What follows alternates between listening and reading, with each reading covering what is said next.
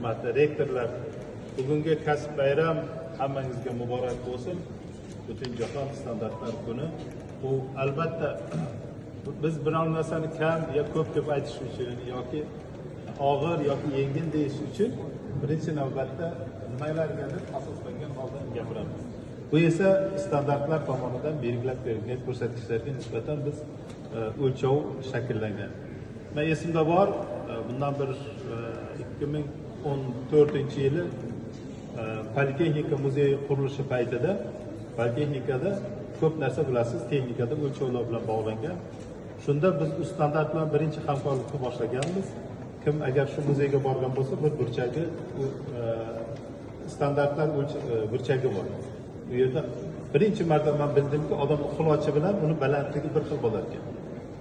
O'rta Osiyoda qulochning razmeri 1.64, Rossiyada 1.74, Yevropada 1.82 ekan. Bu degani O'zbekistonda o'rtacha aytganda bizning o'rtacha bo'yimiz 1.64 bo'lgan bir paytda. Hozir mana bular endi bu o'z paytida qilingan standartlar, hozir endi zamonaviy o'lchovlar, zamonaviy sistemalar kirib keldi. Albatta bu oliy ta'limsiz, umuman ta'limsiz bu bo'lmaydi, amalga oshirilmaydi. Chunki biz birinchi navbatda ushbu soha bilan kadrlar tayyorlash sohasida birgalikda hamkorlik qilishimiz kerak. Mana Akmal Ro'ziqulchi bilan o'tgan yildan beri biz juda faol